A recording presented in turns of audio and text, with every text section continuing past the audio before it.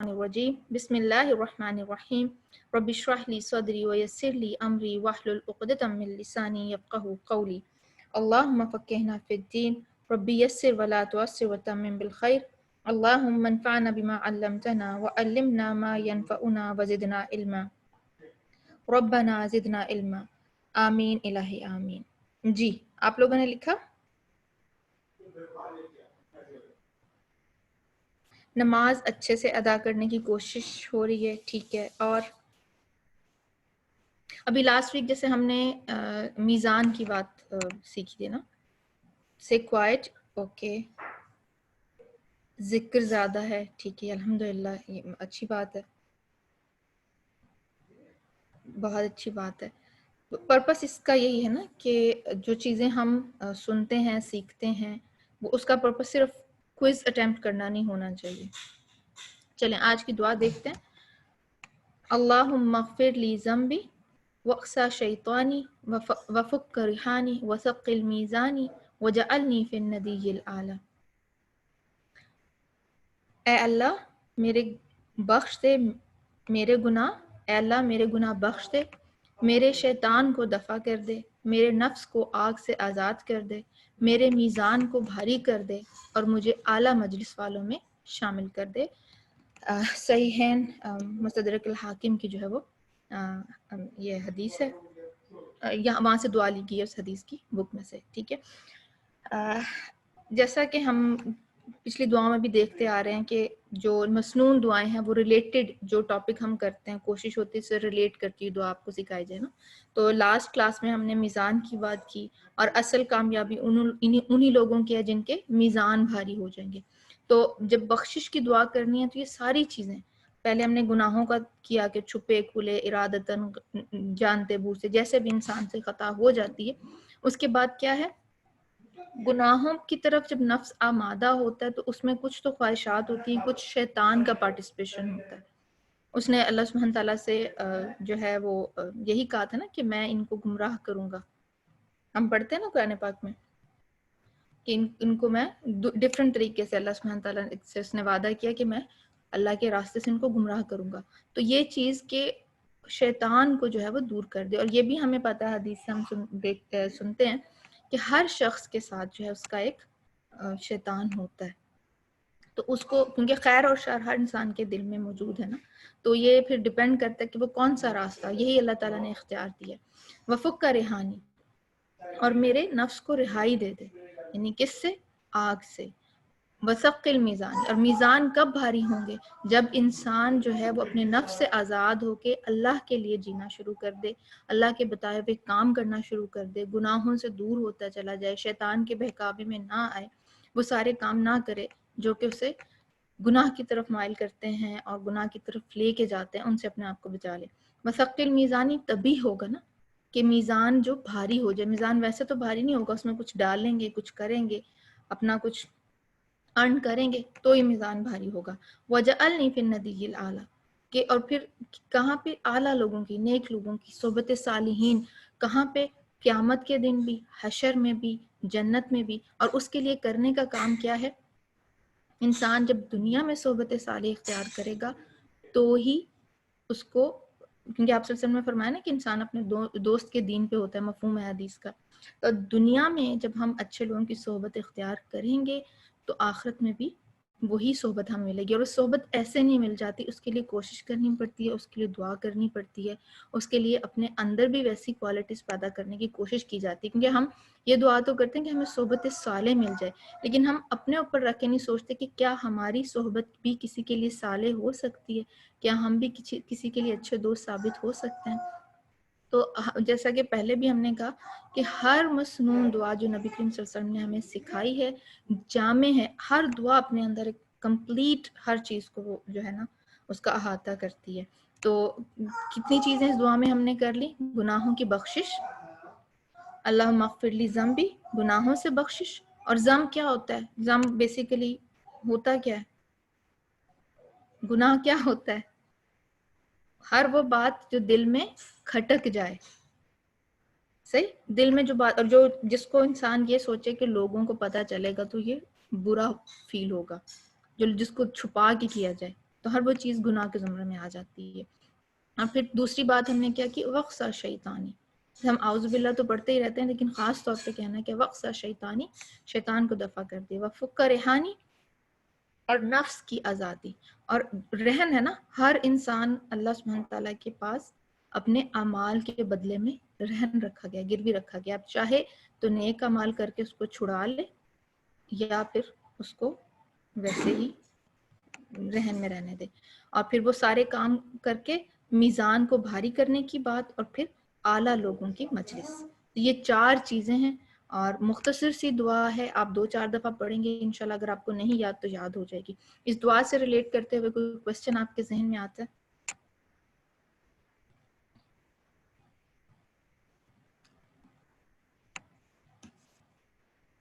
کوئی بات شیئر کرنا چاہتے ہیں اس سے لے کے؟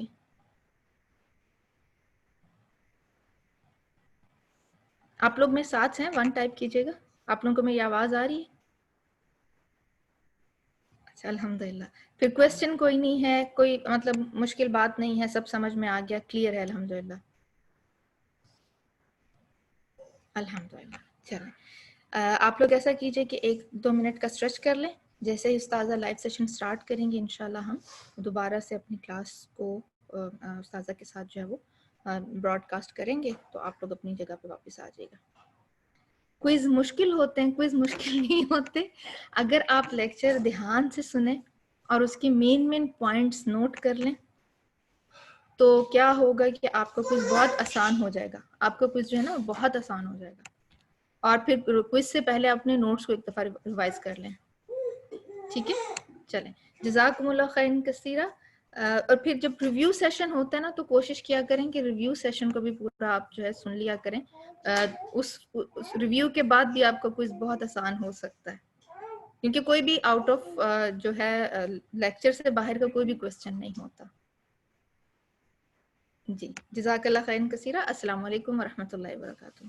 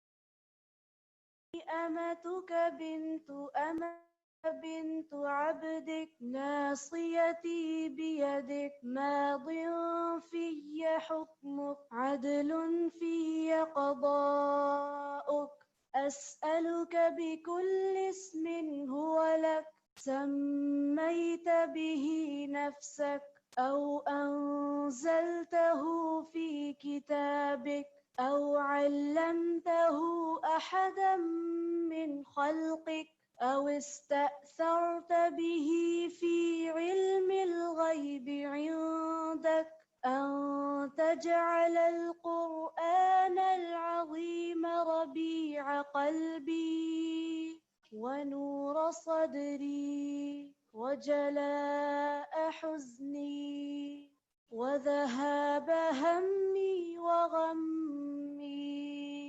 اللهم إني أسألك الجنة وما قرب إليها من قول أو عمل، وأعوذ بك من النار وما قرب إليها من قول أو عمل، وأسألك أن تجعل كل قضاء قضيته لي خيرا. اللهم إني أسألك الجنة وما قرب إليها من قول أو عمل، وأعوذ بك من النار وما قرب إليها من قول أو عمل، وأسألك أن تجعل كل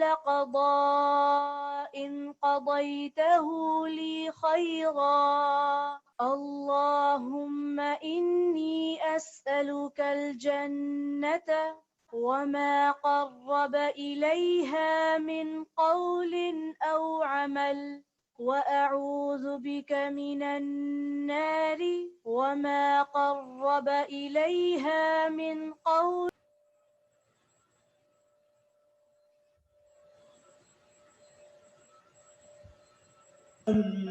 الله أكبر الله أكبر الله أكبر لا إله إلا الله الله أكبر الله أكبر ولله الحمد. السلام علیکم ورحمۃ اللہ وبرکاتہ. نحمده ونصلي على رسوله الكريم اما بعد فاعوذ باللہ من الشیطان الرجیم بسم اللہ الرحمن الرحیم رب اشرح لي صدری ويسر لي امری واحلل عقدۃ من لسانی یفقهوا قولی. ہم قیامت کے دن کے حالات کے بارے میں پڑھ رہے ہیں. آج ہم شفاعت کے بارے میں پڑھیں گے کہ اس کی کتنی اقسام ہیں اور نبی صلی اللہ علیہ وسلم کی اپنی امت کے لیے کیسی شفاعت ہوگی اور شفاعت کے مستحق کون لوگ ہیں اور نبی صلی اللہ علیہ وسلم کے علاوہ دیگر کون لوگ شفاعت کریں گے اور کون لوگ ہیں جو بدبخت شفاعت سے محروم رہیں گے. تو قیامت کے دن کے بارے میں اللہ تعالیٰ کا ارشاد ہے بسم اللہ الرحمن الرحیم لا اقسم بیوم القیامہ ولا اقسم بالنفس اللوامہ ایحسب الانسان ان لن نجمع عظامہ بلى قادرين على أن نسوي بنانه بل يريد الإنسان ليفجر أمامه يسأل أيان يوم القيامة فإذا برق البصر وخسف القمر وجمع الشمس والقمر يقول الإنسان يومئذ أين المفر كلا لا وزر إلى ربك يومئذ المستقر. نہیں میں قیامت کے دن کی قسم کھاتا ہوں اور نہیں میں بہت ملامت کرنے والے نفس کی قسم کھاتا ہوں. کیا انسان گمان کرتا ہے کہ بے شک ہم کبھی اس کی ہڈیاں اکٹھی نہیں کریں گے؟ کیوں نہیں، ہم انہیں اکٹھا کریں گے، اس حال میں کہ ہم قادر ہیں کہ اس کی انگلیوں کے پورے درست کر کے بنا دیں. بلکہ انسان چاہتا یہ ہے کہ اپنے آگے آنے والے دنوں میں بھی نافرمانی کرتا رہے. وہ پوچھتا ہے اٹھ کھڑے ہونے کا دن کب ہوگا؟ پھر جب آنکھ پتھرا جائے گی اور چاند گہنا جائے گا اور سورج اور چاند اکٹھے کر دیے جائیں گے اور انسان اس دن کہے گا کہ بھاگنے کی جگہ کہاں ہے؟ ہرگز نہیں، پناہ کی جگہ کوئی نہیں، اس دن تیرے رب ہی کی طرف جا ٹھہرنا ہے، سارا معاملہ رب کے سامنے ہوگا، رب کے ساتھ ہوگا۔ تو ہم بات کر رہے تھے کہ شفاعت ہوگی قیامت کے دن۔ شفاعت کا لفظ جو ہے یہ شفاع سے بنا ہے۔ شفاع کا مطلب ہوتا ہے ایک چیز کو دوسری چیز سے ملانا، ایک اکیلا اور دو گیارہ۔ جب ایک کے ساتھ ایک اور چیز ملتی ہے تو وہ اسٹرینتھن ہو جاتی ہے، اس کے لیے آسانی ہو جاتی ہے۔ عدد میں شفع اور وتر جو ہے وہ مشہور ہے۔ وتر کہتے ہیں اکیلے کو، اور طاق کو، آڈ کو، اور شفع کہتے ہیں جفت کو، ایون نمبر کو۔ لیکن ہمارے دین میں شفاعت کا مطلب کیا ہے کہ کسی دوسرے کو فائدہ پہنچانے یا اس سے نقصان دور کرنے کے لیے واسطہ یا ذریعہ بننا، یعنی اس کا ساتھ دینا، کسی کو فائدہ پہنچانے کے لیے یا اس کا نقصان دور کرنے کے لیے، یا یہ حساب کتاب کا فیصلہ کرنے اور گناہوں سے درگزر کر دینے اور ثواب کو زیادہ کرنے کے لیے کچھ شرائط کے ساتھ ذریعہ بنتا ہے یا ذریعہ بننا ہے۔ ٹھیک ہے، یعنی حساب کتاب کا فیصلہ کرنا، گناہوں سے درگزر کر دینا اور ثواب کو زیادہ کرنے کے لیے ذریعہ بننا، یا یہ ایسے شخص کو ذریعہ بنانا ہے جس کو اللہ اجازت دے دے یا اس سے راضی ہو، اور وہ ایسے شخص کی سفارش کرے جس سے اللہ راضی ہو، اور اس بارے میں سفارش کرے جو قیامت کے دن اس کو فائدہ دے۔ تو شفاعت کی شرائط کیا ہوگی؟ نمبر ایک یہ کہ سفارش کرنے والے سے اللہ راضی ہو، ہر کوئی سفارش نہیں کر سکتا، جس کو اللہ اجازت دے گا وہی سفارش کر سکے گا۔ نمبر دو، جس کی سفارش کی جائے اللہ اس سے بھی راضی ہو، یعنی کرنے والے سے تو اللہ راضی ہے لیکن جس کی وہ کر رہا ہے اس سے راضی نہیں تو اس کا بھی فائدہ نہیں۔ اور نمبر تین، اللہ تعالیٰ سفارش کرنے والے کو سفارش کرنے کی اجازت دے دے، یعنی من ذا الذی یشفع عندہ الا باذنہ، کون ہے جو اس کے ہاں سفارش کر سکے مگر اسی کے اذن کے ساتھ۔ تو قیامت کے دن اس آدمی کے لیے سفارش کوئی فائدہ نہ دے گی جو اس کا حقدار نہیں ہوگا۔ پھر سوال یہ پیدا ہوتا ہے کہ پھر شفاعت کا فائدہ کیا؟ تو شفاعت دراصل ان لوگوں کو آنر دینا ہے، ان کے مقام کو نمایاں کرنا ہے کہ جن کو اللہ تعالیٰ پسند کرتا ہے اور جن سے وہ راضی ہوتا ہے۔ لیکن اس کا یہ مطلب نہیں کہ اللہ تعالیٰ انہیں کوئی اختیار دے دیتا ہے۔ عام طور پہ یہ سمجھا جاتا ہے نا کہ فلاں سفارش کر دے گا، تو یہ نہیں ضروری کہ وہ کر دے گا اور سفارش قبول ہی ہو جائے گی۔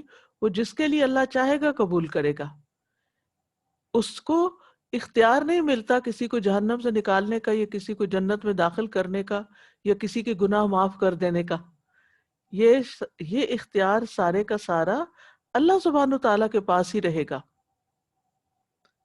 لمن الملک اليوم للہ الواحد القہار، للہ الواحد القہار، کہ اس دن کہا جائے گا کہ آج بادشاہت کس کی ہے،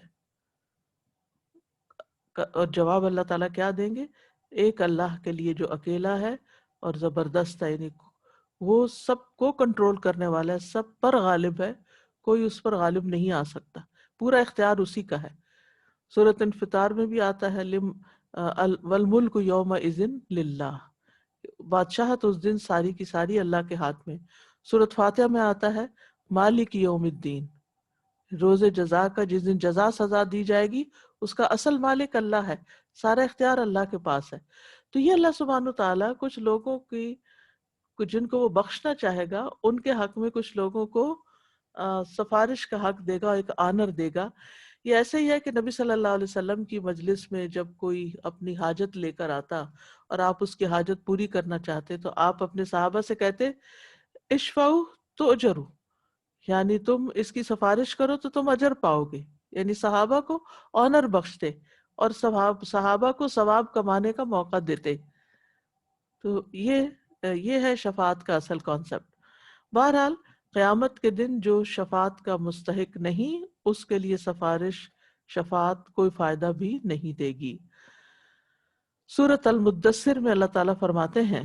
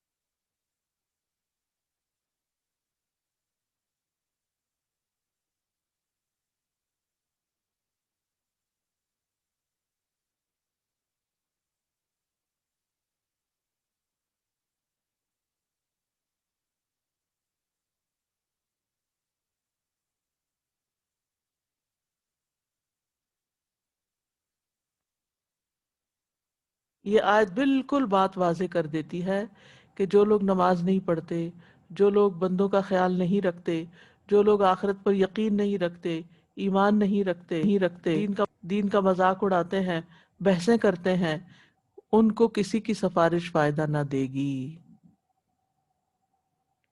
یعنی بعض اوقات ہم یہ سارے کام کر کے کہتے ہیں ہم امتی ہیں، نبی صلی اللہ علیہ وسلم ہمارے حق میں سفارش کر دیں گے، لیکن امتی کیا نماز نہیں پڑھتا؟ امتی کیا آخرت کا مذاق اڑاتا ہے؟ امتی فضول بحثیں کرتا ہے؟ نہیں، امتی ہونے کے بھی کچھ تقاضے ہیں۔ ہم بعض اوقات بڑے فخر سے کہتے ہیں ہم سنی ہیں، ہم اہل السنہ والجماع سے تعلق رکھتے ہیں، لیکن نماز کی سنتیں ہی نہیں پڑھتے۔ آپ کس قسم کے سنی ہیں؟ آپ ایک بنیادی سنت جو نماز ہی کی سنت ہے اس کی بھی پرواہ نہیں کرتے اور بڑے فخر سے کہتے ہیں ہم سنی ہیں۔ سنت تو کیا فرض بھی نہیں پڑھتے، اور سنی اور شیعہ ہونے پہ اور باقی فرقوں کے اس میں تعلق ہونے سے لڑائیاں جھگڑے اور فضول بحثیں جو ہیں وہ دن رات کرتے ہیں۔ تو یہ تھوڑی دین ہے، یعنی سائڈ ٹاپک جو ہیں ان کے اوپر خوب باتیں کرتے ہیں لیکن اصل جو کرنے کا کام ہے اس سے غافل ہے۔ تو یاد رکھے کہ سفارش صرف اس کے حق میں ہوگی جس کے لیے اللہ اجازت دے گا۔ سورۃ البقرہ کی آیت نمبر 255 میں اللہ تعالیٰ فرماتے ہیں لا يؤاخذكم الله باللغو في أيمانكم ولكن يؤاخذكم بما كسبت قلوبكم اللہ سبحانہ تعالیٰ فرماتے ہیں من ذا الذی یشفع عندہ الا بإذنہ، کون ہے وہ جو اس کے پاس اس کی اجازت کے بغیر سفارش کرے۔ سورۃ طٰہٰ میں اللہ تعالیٰ فرماتے ہیں یومئذ لا تنفع الشفاعۃ الا من اذن له الرحمن ورضی له قولا، اس دن سفارش نفع نہ دے گی مگر جس کے لیے رحمان اجازت دے اور جس کے لیے وہ بات کرنا پسند فرمائے۔ تو دو باتیں آ گئی، نمبر ایک من اذن له الرحمن، کوئی خود سے اٹھ کے سفارش کرنے نہیں کھڑا ہو جائے گا، اللہ کی اجازت سے ہی کھڑا ہوگا، اور پھر جو وہ بات کرے وہ بات بھی اللہ کو پسند آئے کہ ہاں اس نے ٹھیک کہا ہے اور جس کے حق میں کہا یہ ڈیزرو کرتا ہے، اس کو ٹھیک ہے۔ پھر اسی طرح سورۃ سبا میں اللہ تعالیٰ فرماتے ہیں قُلِ ادْعُوا الَّذِينَ زَعَمْتُم مِّن دُونِ اللَّهِ لَا يَمْلِكُونَ مِثْقَالَ ذَرَّةٍ فِي السَّمَاوَاتِ وَلَا فِي الْأَرْضِ وَمَا لَهُمْ فِيهِمَا مِنْ شِرْكٍ وَمَا لَهُمْ مِنْهُمْ مِنْ ظَهِيرٍ وَلَا تَنْفَعُ الشَّفَاعَةُ عِنْدَهُ إِلَّا لِمَنْ أَذِنَ لَهُ، کہہ دیجئے پکارو ان کو جنہیں تم نے اللہ کے سوا گمان کر رکھا ہے، یعنی اپنا الہ سمجھ رکھا ہے۔ وہ نہ آسمانوں میں ذرہ برابر کے مالک ہیں نہ زمین میں، اور نہ ان کا ان دونوں میں کوئی حصہ ہے، اور نہ ان میں سے کوئی اس کا مددگار ہے، اور نہ سفارش اس کے ہاں نفع دیتی ہے مگر جس کے لیے وہ اجازت دے۔ تو سفارش کے لیے، شفاعت کے لیے اللہ تعالیٰ کی اجازت کا ہونا ضروری ہے۔ اور اسی طرح سورۃ البقرہ کی آیت 123 میں آتا ہے واتقوا يوما لا تجزي نفس عن نفس شيئا ولا يقبل منها عدل ولا تنفعها شفاعة ولا هم ينصرون. اور اس دن سے بچو جب نہ کوئی جان کسی جان کے کچھ کام آئے گی اور نہ اس سے کوئی فدیہ قبول کیا جائے گا اور نہ اسے کوئی سفارش نفع دے گی، نہ ان کی مدد کی جائے گی. یعنی آخرت کے دن کے بارے میں اللہ سبحانہ وتعالیٰ نے واضح طور پر بتا دیا کہ ہر شخص اپنے لیے کچھ کر کے آئے، اپنا ذمہ خود لے گا، یعنی کہ اس کے پاس کوئی گارنٹی نہیں کہ کوئی اور مجھے پکڑ کے بخشوا دے گا. یعنی اس دن سے ڈرنے سے کہا گیا، اس دن سے ڈرو جس دن کوئی کسی کے کام نہیں آئے گا، کیونکہ شفاعت صرف اسے فائدہ دے گی جس کے لیے رحمان پسند کرے گا. سورۃ النجم میں آتا ہے وَكَم مِّن مَّلَكٍ فِي السَّمَاوَاتِ لَا تُغْنِي شَفَاعَتُهُمْ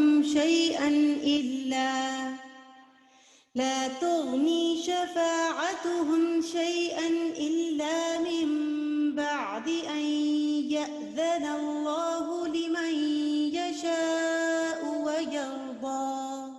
اور آسمانوں میں کتنے ہی فرشتے ہیں کہ ان کی سفارش کچھ کام نہیں آتی. سبحان اللہ. ایک تو یہ بات پتہ چلتی ہے کہ فرشتے بھی سفارش کریں گے، اور دوسری یہ بات پتہ چلتی ہے کہ مقرب فرشتے بھی اگر کسی کے حق میں سفارش کریں اور اللہ تعالیٰ کو پسند نہ آئے تو وہ سفارش قبول ہی نہیں ہوگی. پھر اس کے بعد کہ اللہ اجازت دے جس کے لیے چاہے اور جسے پسند کرے. سورۃ الانبیاء میں فرمایا يَعْلَمُ مَا بَيْنَ أَيْدِيهِمْ وَمَا خَلْفَهُمْ وَلَا يَشْفَعُونَ إِلَّا لِمَنِ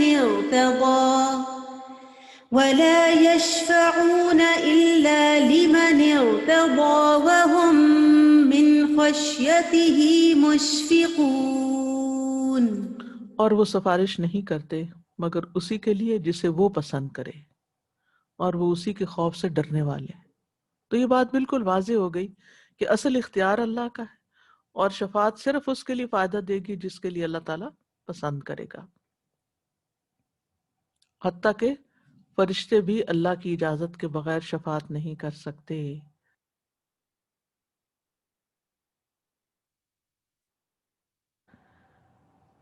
قرآن مجید میں آتا ہے وَقَالُوا اتَّخَذَ الرَّحْمَنُ وَلَدًا سُبْحَانَهُ بَلْ عِبَادٌ مُكْرَمُونَ. اور انہوں نے کہا رحمان نے کوئی اولاد بنا رکھی ہے، وہ پاک ہے، بلکہ وہ بندے ہیں جنہیں عزت دی گئی ہے. وہ بات کرنے میں اس سے پہل نہیں کرتے اور وہ اس کے حکم کے ساتھ ہی عمل کرتے ہیں. وہ جانتا ہے جو ان کے سامنے اور جو ان کے پیچھے ہے، اور وہ سفارش نہیں کرتے مگر اسی کے لیے جسے وہ پسند کرے، اور وہ اسی کے خوف سے ڈرنے والے. یعنی کسی کا مقام اللہ کی نگاہ میں کتنا بھی بڑا ہو، پھر بھی وہ اپنی مرضی سے کوئی تصرف نہیں کر سکتا.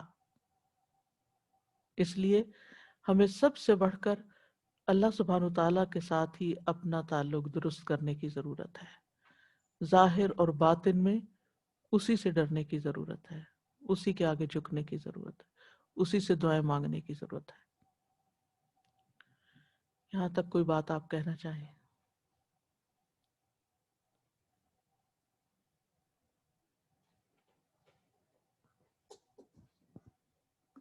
السلام علیکم. استاذہ جی اتنی صاف بات ہو گئی، اب کیا کوئی گنجائش ہی نظر نہیں آتی، اور صاف سمجھ آتی ہے کہ اللہ سبحانہ وتعالیٰ سے تعلق کو بہترین بنائیں، اللہ کے وہ کام کریں جس سے وہ راضی ہوتا ہے. اللہ تعالیٰ ہمیں بچائے کہ وہ کام کریں جس سے اللہ ناراض ہوتا ہے، بالکل. کیونکہ وہی کام آئے گا انشاءاللہ. جو شرک کرنے والے ہوتے ہیں ان کے کتنی دماغ بند، دل بند، آنکھیں بند ہوتی ہیں، بالکل نہیں سوچ رہے ہوتے کہ یہ جو بزرگ ہیں یا یہ فرشتے ہیں یا رشتے کوئی ہیں یا یہ کیا ہیں، یہ کون ہیں جو ہماری سفارش کریں گے. اور وہ یہی بات ایک بات کہتے ہیں کہ بھئی ہم تو ڈائریکٹ کبھی کوئی وہ تو ایسی دنیا کی مثالیں دیتے ہیں کہ ہم پریزیڈنٹ پرائم منسٹر کے پاس تو جا نہیں سکتے, ہمیں وی ہیو ٹو ٹیک سہارا آف سم بڈی, اور پھر اس کے ساتھ ہم بات کرنے کے لیے ہمیں ضروری ہے کہ کسی نہ کسی کو بیچ میں تعلق رکھیں. لیکن اللہ تعالیٰ کا تو ڈائریکٹ معاملہ ہے بندے کے اور ساتھ. بندوں کے ساتھ تو مثال بھی نہیں دینی چاہیے اللہ تعالیٰ کے. جی وَلِلَّهِ الْمَثَلُ الْأَعْلَى. بالکل صحیح. اللہ کو بندوں پہ کیوں قیاس کرتے ہیں؟ اور قبروں پہ اور کس طرح کہاں کہاں زندہ ہیں تب بھی, اور پیری فقیری اور یہ سب. یہ بیسیکلی بزرگوں اور پیروں وغیرہ کا ادب اسی وجہ سے کرتے ہیں کہ وہ قیامت کے دن ان کے کام آئیں گے اور ان کو چھڑا لیں گے, وہ ان کی جو جتنی بھی بدعملیاں ہیں ان پہ پردہ ڈال دیں گے. شفاعت کی اقسام. جی آپ کچھ کہنا جی استاد جی, میں بس یہ بار بار یہی بات آ رہی ہے کہ جسے رحمان پسند فرمائیں گے, جسے رحمان پسند فرمائیں گے, جس کی سفارش کی جا رہی ہے, تو پھر بیسیکلی تو ہمیں اپنے آپ میں وہ کوالٹیز پیدا کرنی ہے جو رحمان کو پسند ہے, اس کے بعد پھر ہم سفارش کی امید رکھیں. شفاعت کی اقسام. نمبر 1, ثابت شدہ صحیح شفاعت. یہ وہ شفاعت ہے جسے اللہ تعالیٰ نے اپنی کتاب میں ثابت کیا ہے, یا اس شفاعت کو رسول اللہ صلی اللہ علیہ وسلم نے ثابت کیا. یعنی اس کا یہ مطلب ہے کہ شفاعت ہے تو صحیح, لیکن اس کی دلیل ہونی چاہیے. یہ شفاعت صرف ان لوگوں کے لیے ہوگی جو توحید والے اور اللہ کے لیے اخلاص رکھنے والے ہیں. دوسری قسم ہے باطل شفاعت, جس کی نفی کی گئی ہے, جیسے دنیا میں اولیاء وغیرہ کو ذریعہ بنانا. دوسرے, آخرت میں کافروں کی طرف سے سفارش کرنے والے. تیسرے, بدعت والی شفاعت, جیسے قبروں میں دفن کیے ہوئے لوگوں سے طلب کی جاتی ہے. تو یہ یاد رکھیں کہ اللہ کے سوا کوئی دوست اور سفارشی نہیں. سورۃ الانعام کی آیت نمبر 51 میں اللہ تعالیٰ فرماتے ہیں, وَأَنذِرْ بِهِ الَّذِينَ يَخَافُونَ أَن يُحْشَرُوا إِلَى رَبِّهِمْ لَيْسَ لَهُم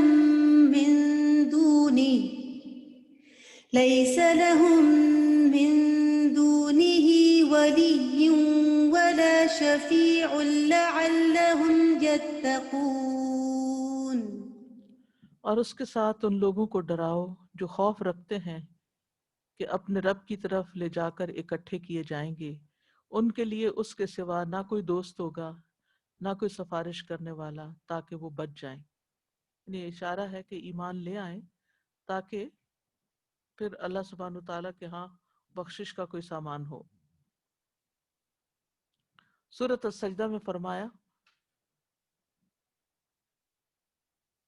اللہ الذی خلق السماوات والأرض وما بينهما في 6 أيام ثم استوى على العرش ما لكم من دونه من ولي ولا شفيع أفلا تتذكرون. اللہ وہ ہے جس نے آسمانوں اور زمین اور ان دونوں کے درمیان کی ہر چیز کو 6 دنوں میں پیدا کیا, پھر وہ عرش پر بلند ہوا. اس کے سوا تمہارا نہ کوئی دوست ہے, نہ کوئی سفارش کرنے والا, تو کیا تم نصیحت حاصل نہیں کرتے؟ افلا تتذکرون.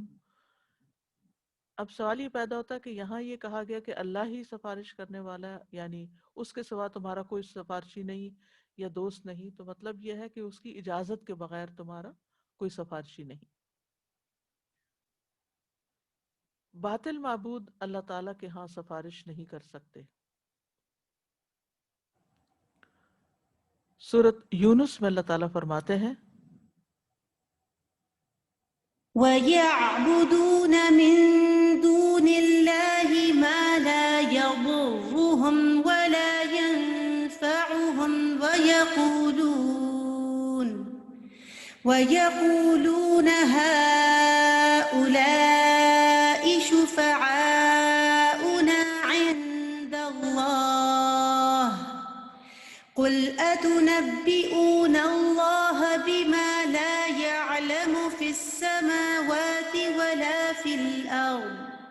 سبحانه وتعالى عما يشركون. اور وہ اللہ کے سوا ان چیزوں کی عبادت کرتے ہیں جو نہ انہیں نقصان پہنچاتی ہیں اور نہ نفع، یعنی باطل معبود. اور کہتے کیا ہیں، کیوں ہم ان کی وہ کر رہے ہیں عبادت، کہ یہ لوگ اللہ کے ہاں ہمارے سفارشی ہیں، یہ وسیلہ بنیں گے.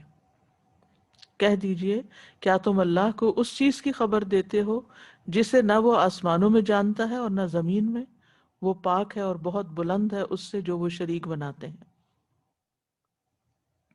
تو بہرحال یہ بات بھی واضح ہو گئی کہ مشرکین مکہ یا دیگر مشرکین اللہ کے سوا جس کسی کی بھی، چاہے وہ زندہ کی، چاہے وہ مرے ہوئے کی، چاہے وہ پتھر کی یا حجر کی یا شجر کی، کسی بھی چیز کی جو عبادت کرتے ہیں یہ سوچ کے کہ ہؤلاء شفعاؤنا عند اللہ، یہ اللہ کے ہاں ہماری سفارش کریں گے، تو یہ عقیدہ بالکل باطل ہے، اس کی کوئی اصل نہیں اور اس سے کچھ حاصل ہونے والا نہیں. ہاں، جو شفاعت ثابت ہے اور صحیح ہے کہ وہ ہوگی، اس کی پہلی قسم ہے عام شفاعت. یہ شفاعت نبی صلی اللہ علیہ وسلم، دوسرے انبیاء، صدیقین، شہداء اور صالحین، نیک لوگوں کے لیے ثابت ہے کہ وہ کریں گے. کیا شفاعت ہوگی ان کی؟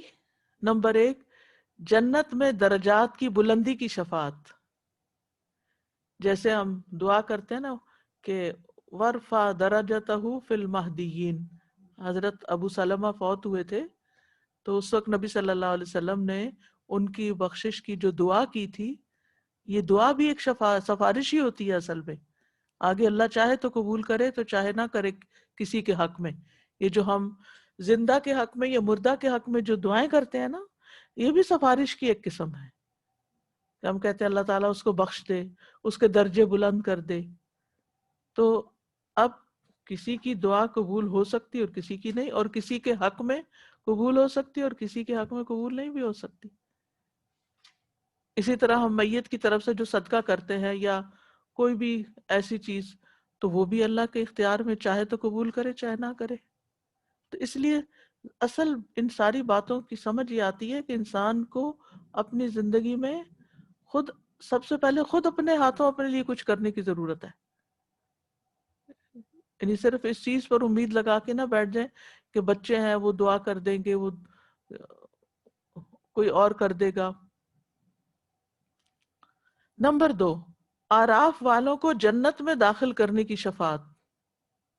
آپ کو معلوم ہے نا کہ جن لوگوں کی نیکیاں اور برائیاں ایک جیسی ہوں گی، وہ نہ جنت میں جائیں گے نہ جہنم میں، وہ ایک درمیان میں بلند مقام ہوگا آراف، جس پر ان کو روک دیا جائے گا، انتظار کریں گے. وہ سورۃ الاعراف اس کے نام سے مشہور ہے، اور اس میں تفصیل آتی ہے کہ وہ جنت والوں کی طرف دیکھیں گے تو امید کریں گے کہ ہمیں اللہ تعالیٰ اس میں داخل کر دے، اور جب وہ جہنم والوں کی طرف دیکھیں گے تو ڈریں گے اور دعا کریں گے کہ ہمیں اللہ تعالیٰ ان ظالموں کے ساتھ نہ ڈالے.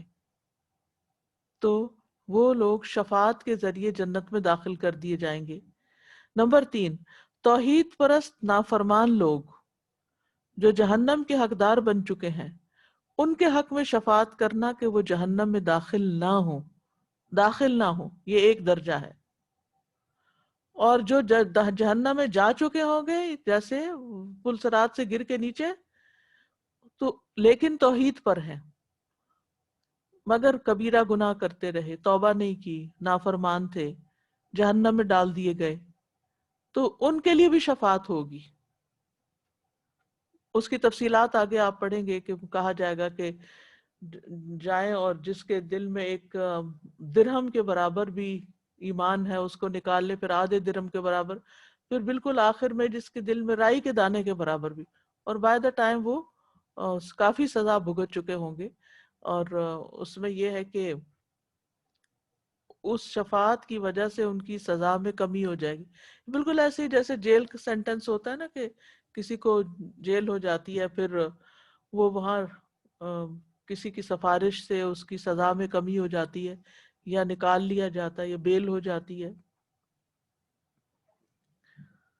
دوسری ہے خاص شفاعت، یہ صرف نبی صلی اللہ علیہ وسلم کے ساتھ خاص ہے، جس کو شفاعت عظمی بھی کہا جاتا ہے. شفاعت عظمی یہ ایک قسم ہے، یعنی شفاعت خاصہ کی بھی دو قسمیں ہیں. پھر آگے ایک یہ ہے شفاعت عظمی، یہ حشر میں کھڑے رہنے سے نجات دلانے کی شفاعت ہے کہ حساب کتاب شروع ہو. اور اس کا آپ کو معلوم ہے کہ لوگ قیامت کے دن حشر کے میدان میں کھڑے ہوں گے، پسینے میں ڈوبے ہوئے ہوں گے، ان کی بری حالت ہو رہی ہوگی، اور ان کے کیونکہ حساب شروع نہیں ہوگا، وہ کہیں گے کہ ہمارا حساب ہو، چاہے ہمیں جہنم میں بھیجیں، یہاں سے ہمیں نکالیں. اتنی بری حالت ہو جائے گی لوگوں کی، کیونکہ کہتے ہیں نا الانتظار وشد من الموت. تو اس وقت پھر لوگ حضرت آدم کے پاس جائیں گے، اور پھر حضرت نوح کے پاس، اور حضرت ابراہیم کے، اور حضرت موسیٰ کے، اور عیسیٰ کے، اور پھر محمد صلی اللہ علیہ وسلم کے پاس آئیں گے. پھر آپ اللہ سبحانہ و تعالیٰ کے سامنے گر پڑیں گے، عرش کے سامنے، اور پھر دعائیں کریں گے، ایسی حمد کے کلمات کہیں گے جو اس سے پہلے کبھی نہ کہے گئے ہوں. اور پھر آپ اللہ تعالیٰ فرمائیں گے یا محمد اشفا تشفا تم تستشفا، اے محمد صلی اللہ علیہ وسلم تم شفاعت کرو، یعنی سفارش کرو، تمہاری سفارش قبول کی جائے گی. دوسرا ہے جنت کا دروازہ کھلوانے کی شفاعت. رسول اللہ صلی اللہ علیہ وسلم نے فرمایا انا اول الناس یشفع فی الجنہ، میں لوگوں میں سب سے پہلے جنت میں داخل ہونے کے بارے میں شفاعت کروں گا. یعنی آپ سے پہلے کوئی جنت میں داخل نہیں ہو سکے گا، جنت کا دروازہ ہی آپ کی شفاعت سے کھلے گا. تیسرا ہے 70,000 لوگوں کے بغیر حساب کتاب جنت میں داخل ہونے کی شفاعت. اور اس کی تفصیل آپ پڑھ چکے ہیں، جس میں عکاشہ جو تھے، جو ایک بدری اور احدی صحابی تھے، اور ایک اتنا بہت زبردست اللہ پہ توکل کرنے والے تھے. ایک جنگ میں ان کے پاس تلوار نہیں تھی، انہوں نے درخت کی ٹہنی لے کے اسی سے ہی کام شروع کر دیا. تو بہرحال پھر ان کی یہ بات جو ہے عکاشہ بازی لے گیا. یہ ایک ضرب المثل بھی بن گئی کہ جس کام میں جو فور رنرز ہوتے ہیں ان کے لیے، کہ وہ سب سے آگے نکل گیا. اور پھر اس کی بھی آگے تفصیلات ہیں کہ 70,000 تو تھوڑے ہیں، پھر آپ کو اختیار دیا گیا کہ ہر ایک کے ساتھ مزید 70,000، یا ہر 1,000 کے ساتھ مزید 70,000 کو اسی طرح داخل کیا جائے گا. نمبر 4، آپ صلی اللہ علیہ وسلم کی شفاعت اپنے چچا ابو طالب کے بارے میں. ابو سعید خدری کہتے ہیں انہوں نے نبی صلی اللہ علیہ وسلم سے سنا کہ آپ کی مجلس میں آپ کے چچا کا ذکر ہو رہا تھا، تو آپ نے فرمایا شاید قیامت کے دن انہیں میری شفاعت کام آ جائے، اور انہیں صرف ٹخنوں تک جہنم میں رکھا جائے گا جس سے ان کا دماغ کھولے گا. پھر اسی طرح صحیح بخاری میں آتا ہے، عباس بن عبد المطلب کہتے ہیں انہوں نے عرض کیا یا رسول اللہ، کیا آپ نے ابو طالب کو ان کی وفات کے بعد کوئی فائدہ پہنچایا؟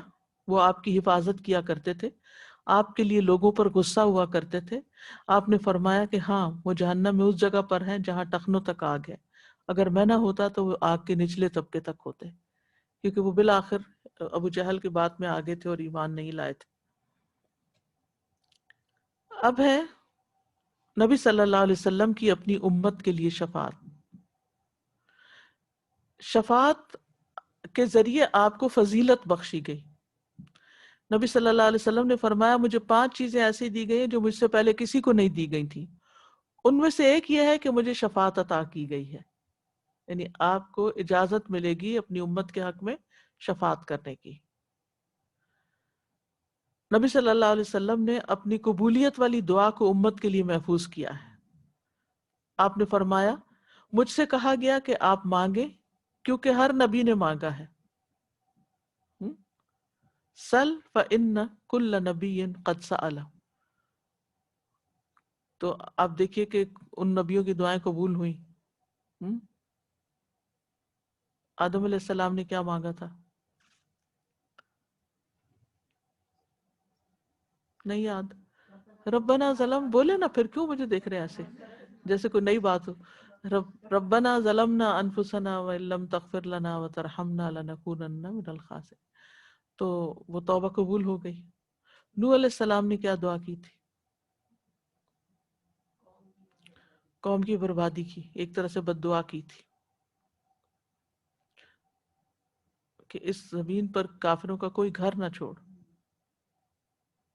رب انی مغلوب فانتصر، یہ انہوں نے دعا کی تھی.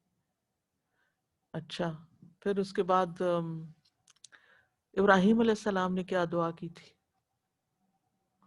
ربنا وبعث فیہم رسولا منہم، رسول اللہ صلی اللہ علیہ وسلم کی آمد کے بارے میں، اور بھی تو وہ دعا ان کی قبول ہو گئی. موسیٰ علیہ السلام نے کیا دعا کی تھی؟ ہاں؟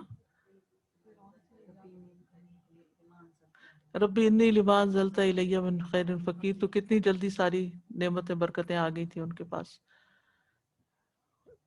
ٹھیک ہے. پھر اسی طرح ایوب علیہ السلام کی دعا قبول ہوئی تھی، انی مسنی الضر وانت ارحم الراحمین. یونس علیہ السلام کی دعا لا الہ الا انت سبحانک انی کنت من الظالمین. زکریا علیہ السلام کہنے کا مطلب یہ ہے کہ انبیاء علیہ السلام کہنے کا مطلب یہ ہے کا حق دیا گیا تو انہوں نے دنیا میں دعائیں مانگ لی، ان کی قبول ہو گئی. نبی صلی اللہ علیہ وسلم نے اپنی قبولیت والی دعا جو خاص دعا ہے وہ آخرت کے لیے رکھ لی، اپنی امت کے لیے. کتنا بڑا حق ہے آپ کا ہم پر. اگر ہمیں اختیار دیا جائے کہ آپ کو موقع دیا جاتا ہے ایک دعا کرنے کا جو ضرور قبول ہو جائے گی، تو جھٹ سے اپنے لیے مانگ لیں.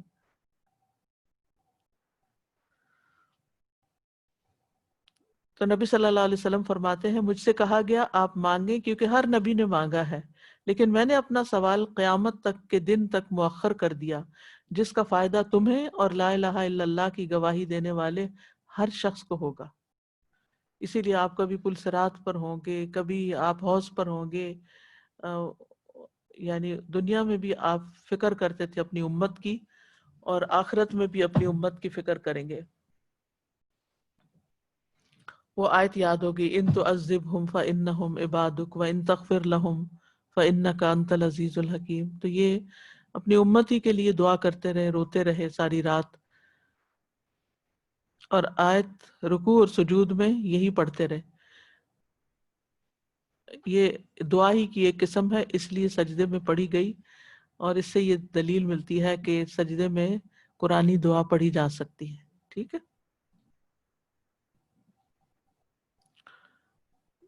تو اس میں حضرت ابو ذر کہتے ہیں جب صبح ہوئی تو میں نے عرض کیا یا رسول اللہ، آج آپ صبح تک ساری رات رکوع اور سجود میں مسلسل ایک ہی آیت پڑھتے رہے ہیں. آپ نے فرمایا میں نے اپنے رب سے اپنی امت کے لیے سفارش کا حق مانگا تھا، اس نے مجھے عطا کر دیا، اور انشاءاللہ یہ ہر اس شخص کو نصیب ہوگی جو اللہ کے ساتھ کسی کو شریک نہیں ٹھہراتا. تو امت میں بھی اگر شرک کرنے والے ہیں تو ان کے لیے پھر یہ شفاعت نہیں ہوگی. آپ امت کے لیے روتے تھے اور اللہ تعالیٰ نے آپ کو راضی کر دیا. ایک روایت میں آتا ہے کہ آپ صلی اللہ علیہ وسلم نے فرمایا اے اللہ میری امت میری امت امتی امتی، اور آپ رونے لگ گئے. تو اللہ عز و جل نے فرمایا اے جبرائیل جاؤ محمد کے پاس صلی اللہ علیہ وسلم، حالانکہ تیرا رب خوب جانتا ہے، ان سے پوچھو کیوں رو رہے ہیں، دل جوئی کے لیے. جبریل رسول اللہ صلی اللہ علیہ وسلم کی خدمت میں آئے، رونے کی وجہ پوچھی، آپ نے انہیں بتا دیا، حالانکہ اللہ تعالیٰ سب سے زیادہ جاننے والے ہیں. تو اللہ تعالیٰ نے فرمایا اے جبریل جاؤ محمد کی طرف اور ان سے کہہ دو کہ ہم آپ کو آپ کی امت کے بارے میں ضرور راضی کر دیں گے اور ہم آپ کو غمگین نہیں کریں گے. لیکن کچھ لوگ جن کو آپ اپنی امت کہیں گے حوض کوثر پر آپ سے دور کر دیے جائیں گے. وہ کیوں؟ کہ انہوں نے بدعات شروع کر دی تھی دنیا میں. رسول اللہ صلی اللہ علیہ وسلم نے فرمایا میرے پاس میرے رب کی طرف سے ایک آنے والا آیا اور اس نے مجھے ان دو میں سے کسی ایک بات کا اختیار دیا کہ میری نصف امت جنت میں داخل ہو جائے یا مجھے شفاعت کا اختیار مل جائے. تو میں نے شفاعت کو اختیار کر لیا کیونکہ اس سے زیادہ لوگوں کو اندر، یعنی زیادہ لوگوں کے حق میں آپ شفاعت کر سکتے تھے. صحابہ نے عرض کیا یا رسول اللہ ہم آپ کو اللہ کی قسم ڈالتے ہیں اور صحابی ہونے کا واسطہ دیتے ہیں کہ آپ ہمیں ان لوگوں میں شامل کر لیں جن کی آپ شفاعت کریں گے. جب انہوں نے آپ سے اصرار کیا تو آپ نے فرمایا میں تمہیں گواہ بناتا ہوں کہ میری امت میں سے ہر وہ شخص جو اس حال میں مرے کہ اللہ کے ساتھ کسی کو شریک نہ ٹھہراتا ہو وہ میری شفاعت میں شامل ہے. اسی لیے کہتا ہے نا جو مرتے وقت لا الہ الا اللہ پڑھے گا وہ جنت میں داخل ہوگا. لیکن یاد رکھیے کہ مرتے وقت لا الہ الا اللہ پڑھنے کے لیے زندگی میں بھی اس کی تکرار بڑی ضروری ہے. صحابہ بھی شفاعت پر یقین رکھتے تھے جیسے ابھی روایت میں آیا، اور صحابہ جو تھے شفاعت کی رغبت بھی رکھتے تھے.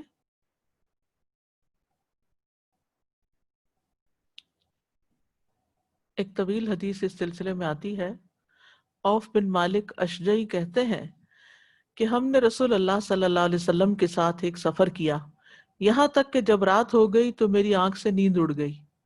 مجھے نیند نہیں آ رہی تھی. میں کھڑا ہوا. لشکر میں کوئی چلنے پھرنے والا نہیں تھا مگر یہ کہ سب زمین پر اپنا رخسار رکھے سو رہے تھے، اور میں دیکھ رہا تھا کہ میرے دل میں ہر چیز کا خیال آ رہا تھا. صحابہ کی جنگوں کے بارے میں پتہ چلتا ہے نا کہ کس طرح لشکر یعنی مٹی کے اوپر ہی سو جایا کرتے تھے. ان کے پاس کوئی بسترے نہیں ساتھ لے کے جاتے تھے. بس میں نے کہا ضرور میں رسول اللہ صلی اللہ علیہ وسلم کے پاس چلوں گا اور آپ کی رات بھر پہرہ داری کرتا رہوں گا یہاں تک کہ میں صبح کر لوں. چنانچہ میں لوگوں سے پھلانگتے ہوئے نکلا یہاں تک کہ میں لشکر سے باہر نکل گیا. اچانک میں نے کچھ لوگ دیکھے، سو میں ان کی طرف جانے کا ارادہ کیا. میں نے وہ عبیدہ بن جراح اور معاذ بن جبل تھے. دونوں مجھ سے کہنے لگے تمہیں کس چیز نے باہر نکالا؟ میں نے کہا جس چیز نے تمہیں نکالا. بس ہم ایک درخت کے جھنڈ کے سامنے تھے جو ہم سے دور نہیں تھا. ہم اس جھنڈ کی طرف چل دیے تو وہاں ہم نے شہد کی مکھی کی بنبناہٹ اور ہوا کی سرسراہٹ سنی. بس رسول اللہ صلی اللہ علیہ وسلم نے فرمایا کیا یہاں ابو عبیدہ موجود؟ یعنی آپ وہاں تھے؟ ہم نے کہا جی ہاں. آپ نے پوچھا معاذ بن جبل؟ ہم نے کہا جی ہاں. پوچھا عوف بن مالک؟ ہم نے کہا جی ہاں. چنانچہ رسول اللہ صلی اللہ علیہ وسلم ہماری طرف نکل کر تشریف لائے. ہم نے آپ سے کسی چیز کے بارے میں کوئی سوال نہ کیا. یہ بھی کتنا بڑا ادب اور کتنا بڑا اخلاق تھا کہ ہم اگر ایسی کوئی چیز دیکھیں، کوئی ایسی آواز سنیں تو فوراً پوچھیں کون ہے، یہ کیا ہو رہا ہے، یعنی کہ صبر نہیں کرتے. اور ہم میں سے کسی نے آپ سے کسی چیز کے بارے میں نہیں پوچھا یہاں تک کہ آپ اپنے ٹھکانے پر چلنے لگے، یعنی اس جھنڈ سے نکل کر. پھر آپ نے فرمایا کیا میں تمہیں اس چیز کی خبر نہ دوں جس کے بارے میں ابھی ابھی میرے رب نے مجھے اختیار دیا ہے؟ ہم نے کہا جی ہاں اللہ کے رسول. آپ نے فرمایا اللہ تعالیٰ نے مجھے یہ اختیار دیا ہے کہ یا تو وہ میری امت کے 2/3 لوگوں کو جنت میں بغیر حساب اور عذاب کے داخل کر دے یا مجھے شفاعت کا حق دے دے. ہم نے کہا اللہ کے رسول آپ نے کون سی بات اختیار کی؟ آپ نے فرمایا میں نے شفاعت کا اختیار کیا. ہم سب نے کہا اللہ کے رسول ہمیں اپنی شفاعت والوں میں شامل کر لیجئے. آپ نے فرمایا میری شفاعت ہر مسلمان کے لیے ہے. ابن حبان اپنی حدیث میں کہتے ہیں معاذ رضی اللہ عنہ نے کہا اللہ کے رسول میرے ماں باپ آپ پہ قربان، آپ میرا درجہ بخوبی جانتے ہیں، مجھے ان میں شامل کر لیجئے. آپ نے فرمایا تم ان میں سے ہو. عوف بن مالک اور ابو موسیٰ نے کہا اے اللہ کے رسول آپ بخوبی جانتے ہیں ہم نے اپنے مال، اقارب، اپنی اولاد چھوڑی اور اللہ اور اس کے رسول پر ایمان لائے، سو آپ ہمیں ان لوگوں میں شامل یعنی شفاعت والوں میں شامل کر لیجئے. آپ نے فرمایا تم دونوں بھی ان میں سے ہو. تو وہ کہتے ہیں پھر ہم لوگوں تک پہنچے تو نبی صلی اللہ علیہ وسلم نے فرمایا میرے پاس میرے رب کی طرف سے آنے والا آیا ہے اور مجھے اختیار دیا گیا کہ میری آدھی امت جنت میں جائے یا شفاعت اختیار کر لوں. لوگوں نے کہا اللہ کے رسول ہمیں ان میں سے کر لیجئے، یعنی شفاعت والوں میں سے. پس آپ نے فرمایا خاموش ہو جاؤ، تو وہ خاموش ہو گئے، گویا کہ کوئی بھی نہیں بول رہا تھا. تو رسول اللہ صلی اللہ علیہ وسلم نے فرمایا شفاعت اس کے لیے ہے جو اس حال میں فوت ہو کہ وہ اللہ کے ساتھ کسی کو شریک نہ کرتا. تو بہرحال فائدہ توحید کے ساتھ ہی ہے، اخلاص کے ساتھ ہی ہے. شرک کرنے کے ساتھ انسان کے باقی تمام اعمال بھی برباد ہو جاتے ہیں.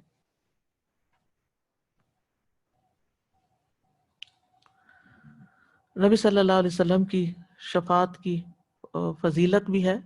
عبد الرحمن بن ابی عقیل رضی اللہ عنہ سے روایت ہے، وہ فرماتے ہیں کہ میں ایک وفد کے ساتھ رسول اللہ صلی اللہ علیہ وسلم کے پاس گیا، چنانچہ ہم آپ کے پاس آئے، ہم نے دروازے پر سواریاں بٹھا دی. اس وقت دنیا بھر میں ہمارے دلوں میں سب سے زیادہ قابل نفرت آدمی آپ سے بڑھ کر کوئی نہیں تھا جس پہ ہم داخل ہو رہے تھے، اور جب وہاں نکلے تو آپ سے بڑھ کر محبوب کوئی نہ تھا. ہم میں سے کہنے والے نے کہا اللہ کے رسول آپ نے اپنے رب سے ایسی بادشاہی کیوں نہ مانگی جیسی سلیمان علیہ السلام کی بادشاہت تھی. آپ مسکرائے اور فرمایا اللہ تعالیٰ کے ہاں تمہارے ساتھی محمد صلی اللہ علیہ وسلم کے لیے سلیمان علیہ السلام کے ملک اور بادشاہت سے بھی بہتر ہے. بلا شبہ اللہ تعالیٰ نے کسی نبی کو نہیں بھیجا مگر اسے دعا کا حق دیا. ان میں سے بعض نے دنیا کے لیے دعا کی تو وہ انہیں دے دی گئی، اور ان میں سے بعض نے اس دعا کو استعمال کرتے ہوئے اپنی قوم کے لیے بد دعا کی جبکہ انہوں نے ان کی نافرمانی کی، چنانچہ وہ اس بد دعا کی وجہ سے ہلاک و برباد ہو گئے. سو اللہ نے مجھے جو حق دیا میں نے قیامت کے دن اپنے رب کے پاس اپنی امت کی شفاعت کے لیے محفوظ رکھا. تو سلیمان علیہ السلام نے دعا کی تھی نا رب ہب لی ملکن لا ینبغی لأحد من بعدی، تو وہ قبول ہو گئی.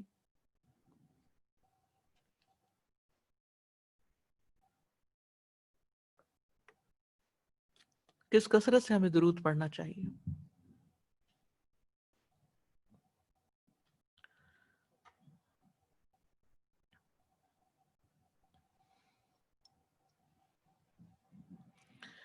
اب یہ ہے کہ نبی یہاں تک کچھ کہنا چاہیں پھر ہم آگے چلیں گے.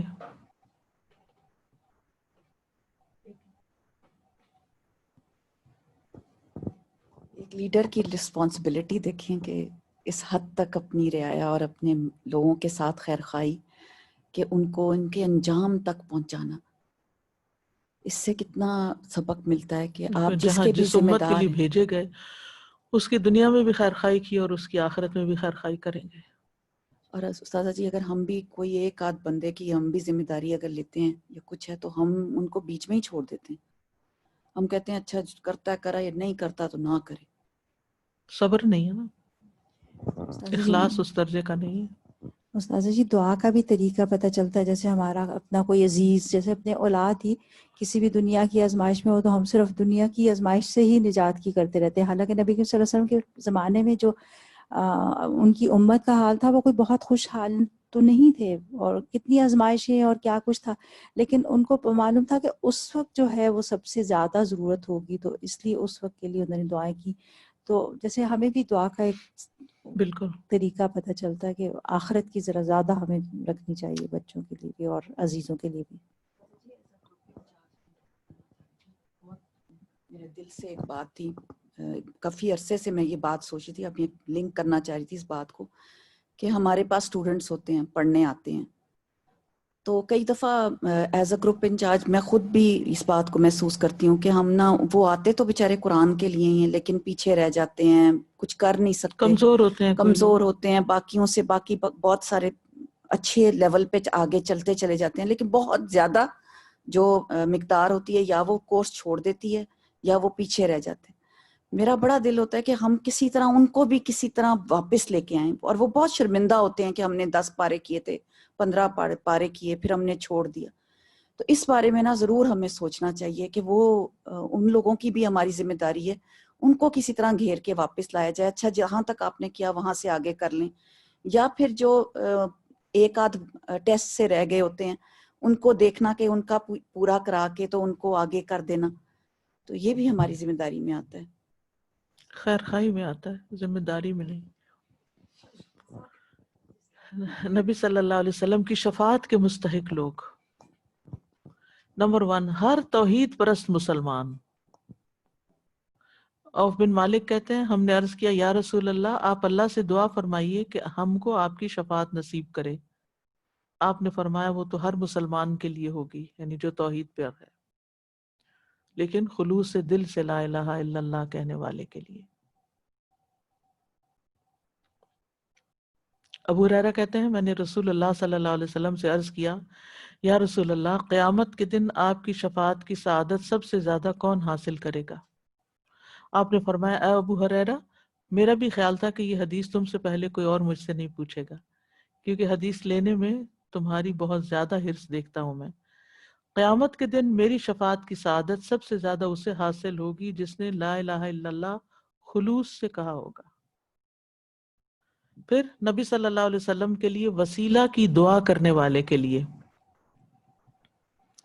رسول اللہ صلی اللہ علیہ وسلم نے فرمایا جو شخص اذان سن کر یہ کہے تو اسے قیامت کے دن میری شفاعت ملے گی. اللہم رب هذه الدعوة التامة والصلاة القائمة آت محمدا الوسيلة والفضيلة وبعث مقاما محمودا الذي وعدته. پھر مدینہ کی سختی پر صبر کرنے والے کے لیے. مکہ کا ویدر جو تھا نا بہت ڈرائی تھا اور مدینہ کا ہیومڈ تھا، تو مکہ والوں کے لیے مدینہ میں مستقل آ کے رہائش اختیار کرنا ایک مشکل کام تھا، تو ان کے لیے وہاں رہنا مشکل ہو گیا تھا کچھ. اور ابتدا میں آپ کو معلوم ہے کہ بیمار بھی ہو گئے تھے اور بخار بھی وہاں کا تھا، بار بار آ جاتا تھا. پھر آپ نے دعا کی کہ جوفہ میں اللہ تعالیٰ اس کو بھیج دے. تو آپ نے فرمایا لا يصبر احد على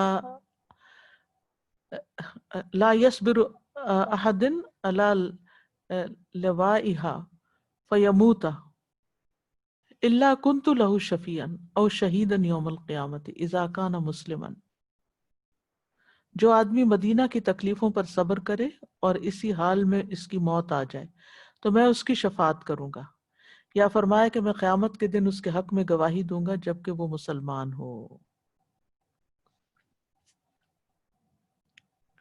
پھر مدینہ میں فوت ہونے والے کے لیے اللہ ہم سب کو نصیب کرے. نبی صلی اللہ علیہ وسلم نے فرمایا جس سے ہو سکے کہ مدینہ میں مرے تو اسے چاہیے کہ وہ ایسا ہی کرے، کیونکہ جو یہاں مرے گا میں اس کی شفاعت کروں گا. پھر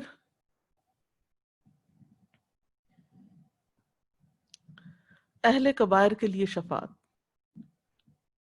نبی صلی اللہ علیہ وسلم نے فرمایا میری امت میں سے کبیرہ گناہ کے مرتکب کے لیے میری شفاعت ہوگی. یعنی مثلاً ایک شخص نے نمازیں بھی پڑھی ہیں، روزے، حج، عمرے، لیکن ساتھ ہی کوئی کبیرہ گناہ بھی کیا ہوا ہے تو اب اٹکا پڑا ہے کہ وہ جنت میں نہیں جا سکتا، تو نبی صلی اللہ علیہ وسلم کی شفاعت کے ساتھ ہو جائے. شروع میں نے آپ کو بتایا تھا نا کہ درجے ہیں شفاعت کے، ان میں سے ایک یہ ہے کہ کچھ لوگ شفاعت سے جنت میں داخل کیے جائیں گے اور کچھ شفاعت سے جہنم سے نکالے جائیں گے. اب جیسے آراف والے لوگ شفاعت کے ساتھ بھیجے جائیں گے تو وہ وہی لوگ ہیں نا جنہوں نے نیکیاں بھی کی اور ساتھ غلط کام بھی کیے، تو وہ بیچ میں پھنسے ہوئے اٹکے ہوئے ہیں. تو پھر ان کو کسی ٹھکانے کرنے کے لیے آپ کو یہ آنر دیا جائے گا. نبی صلی اللہ علیہ وسلم کے علاوہ دیگر شفاعتیں بھی ہوں گی. انبیاء اور صدیقین کی شفاعت ہوگی. آپ نے فرمایا قیامت کے دن کہا جائے گا صدیقین کو بلاؤ وہ آ کر سفارش کریں.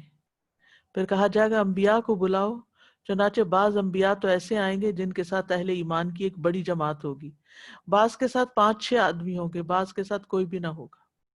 پھر شہداء کو بلایا جائے گا، چنانچہ وہ اپنی مرضی سے جس کی چاہیں گے سفارش کریں گے، شہید بھی کریں گے. اور شہادت کے لیے کہا جاتا ہے کہ کیا اس میں علماء نے اختلاف کیا ہے کہ کیا ہر طرح کے شہید یا وہ شہید جو میدان جنگ میں شہید ہوا. تو راجح رائے یہی ہے کہ جو میدان جنگ میں شہید ہوا اس کی شفاعت، ورنہ وہ پیٹ سے مرنے والا اور دب کے مرنے والا اور گر کے جل کے وہ بھی شہادت کے درجے کو پاتے ہیں. ابراہیم علیہ السلام کی اپنی اولاد کے لیے فکر مندی. حذیفہ سے روایت ہے کہ نبی صلی اللہ علیہ وسلم نے فرمایا قیامت کے دن ابراہیم علیہ السلام فرمائیں گے اے میرے رب جل و علا فرمائے گا اے میرے بندے میں حاضر ہوں. ابراہیم علیہ السلام کہیں گے اے میرے رب تو نے میرے بچوں کو جلا ڈالا. اللہ تعالیٰ فرمائیں گے جاؤ جس کے دل میں رائی کے برابر یا جو کے دانے کے برابر ایمان ہے اس کو جہنم سے نکال لاؤ. تو یہ ابراہیم علیہ السلام کی شفاعت ہوگی. ہر نبی اپنی امت کے لیے شفاعت کرے گا. پھر شہید جو ہے وہ اپنے اہل خانہ کے 70 آدمیوں کی شفاعت کرے گا جو قبول کی جائے گی. اچھا اسی طرح کچھ لوگوں کو زیادہ شفاعت کی اجازت دی جائے گی، کچھ کو کم. رسول اللہ صلی اللہ علیہ وسلم نے فرمایا میری امت میں سے ایک آدمی لوگوں کی جماعت کی سفارش کرے گا اور وہ اس کی شفاعت سے جنت میں داخل ہوں گے. کوئی پورے قبیلے کی شفاعت کرے گا اور وہ اس کی شفاعت سے جنت میں جائیں گے. کوئی ایک آدمی ایک شخص کی اور اپنے گھر والوں کی کرے گا تو وہ اس کی شفاعت سے جنت میں جائیں گے.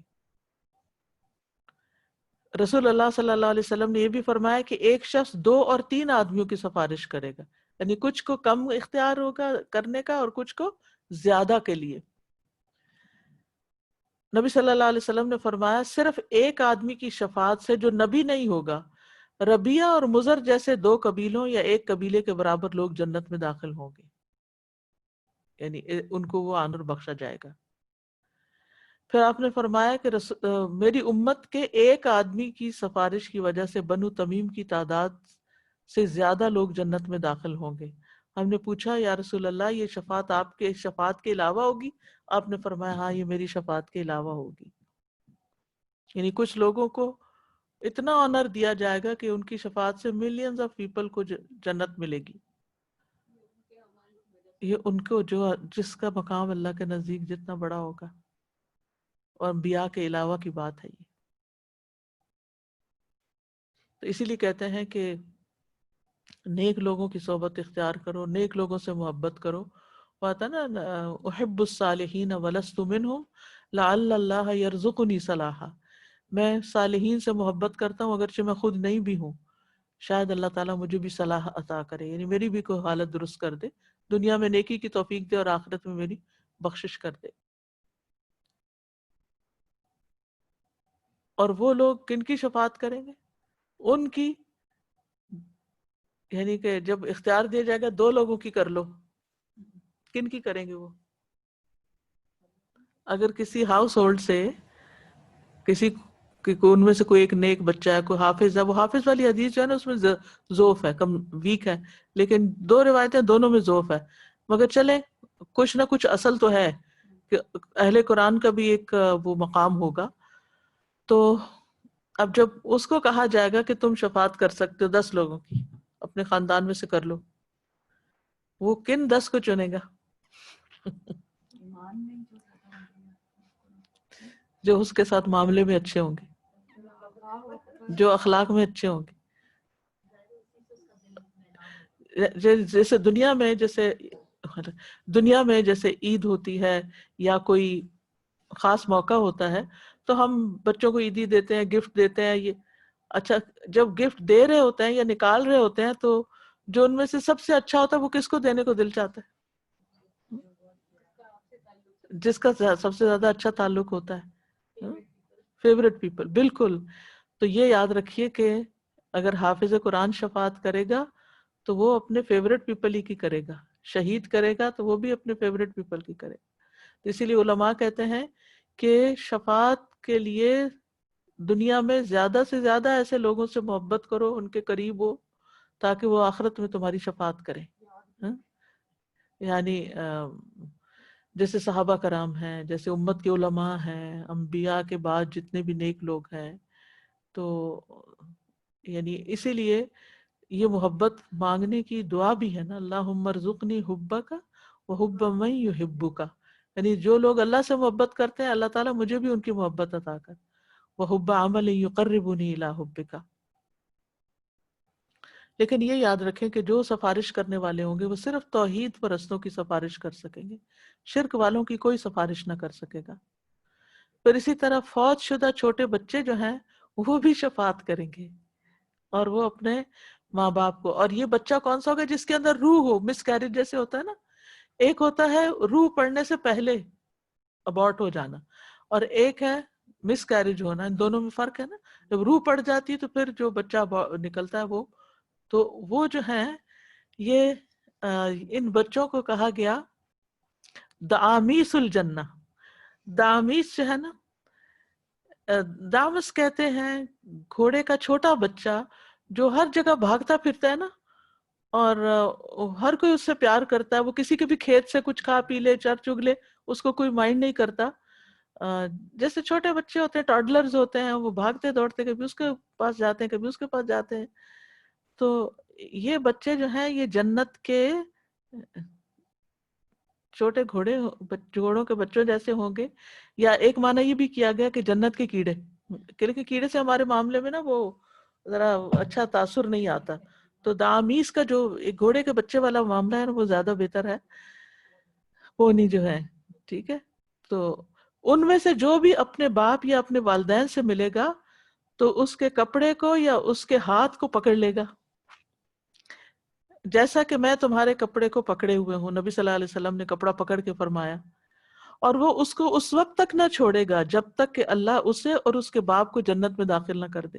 وہ چھوڑے گا ہی نہیں, وہ کہے گا اس کو تو جنت میں لے جانا ہی لے جانا ہے. تو اس لیے جن ماؤں کے بچے پیدا ہونے سے پہلے فوت ہو گئے, پیٹ میں فوت ہو گئے یا پیدا ہو کر فوت ہو گئے, ان کے لیے بہت بڑا صدمہ ہوتا ہے. اس پہ صبر کرنا بڑا مشکل ہوتا ہے, لیکن بہت بڑی خوشخبری بھی ہے, بہت بڑی خوشخبری بھی ہے کہ وہ جنت میں لے جانے کا سبب ہوں گے. بس شرط یہ ہے کہ لا الہ الا اللہ پکی ہو. پھر قرآن سفارش کرے گا. نبی صلی اللہ علیہ وسلم نے فرمایا قرآن پڑھا کرو, کیونکہ یہ قیامت کے دن اپنے پڑھنے والوں کے لیے سفارشی بن کے آئے گا, یعنی وہ ان کو جنت میں لے جانے کا سبب بنے گا. رسول اللہ صلی اللہ علیہ وسلم نے فرمایا روزہ اور قرآن قیامت کے دن بندے کی سفارش کریں گے. روزہ کہے گا اے رب میں نے دن کے وقت اسے کھانے اور خواہشات کی تکمیل سے روکے رکھا, اس لیے اس کے متعلق میری سفارش قبول فرما. قرآن کہے گا میں نے رات کو اسے سونے سے روکے رکھا, اس کے حق میں میری سفارش قبول فرما. جیسے تہجد کی نماز میں پڑھنا یا پھر رمضان میں تراویح وغیرہ پڑھنا, تو ان دونوں کی سفارش قبول کر لی جائے گی. پھر اسی طرح حجر اسود کی شفاعت ہوگی. رسول اللہ صلی اللہ علیہ وسلم نے فرمایا قیامت کے دن حجر اسود جب آئے گا تو وہ جبل ابو قبیس سے بھی بڑا ہوگا, یعنی بہت بڑا بن جائے گا. اس کی ایک زبان اور 2 ہونٹ ہوں گے. ایک اور حدیث میں آتا ہے مسند احمد کی, آپ نے فرمایا قیامت کے دن یہ حجر اسود اس طرح آئے گا کہ اس کی 2 آنکھیں ہوں گی جن سے یہ دیکھتا ہوگا, ایک زبان ہوگی جس سے بولتا ہوگا, اور ہر اس شخص کے حق میں گواہی دے گا جس نے حق کے ساتھ اس کو بوسہ دیا. تو بہرحال جو نیک اعمال ہیں وہ انسان کے حق میں سفارش بن جائیں گے. اللہ سبحانہ وتعالی ہمیں نیک اعمال کی توفیق عطا فرمائے. کل انشاءاللہ ہم اہل جہنم کی سفارش کے بارے میں پڑھیں گے کہ جو لوگ جہنم میں پہنچ جائیں گے پھر ان کو کیسے نکالا جائے گا, کس کس کی سفارش سے نکالا جائے گا. وآخر دعوانا ان الحمد للہ رب العالمین. سبحانک اللہم وبحمدک اشہد ان لا الہ الا انت استغفرک واتوب الیک. السلام علیکم ورحمۃ اللہ وبرکاتہ. اللهم صل على محمد وعلى آل محمد كما صليت على إبراهيم وعلى آل إبراهيم إنك حميد مجيد. اللهم بارك على محمد وعلى آل محمد كما باركت على إبراهيم وعلى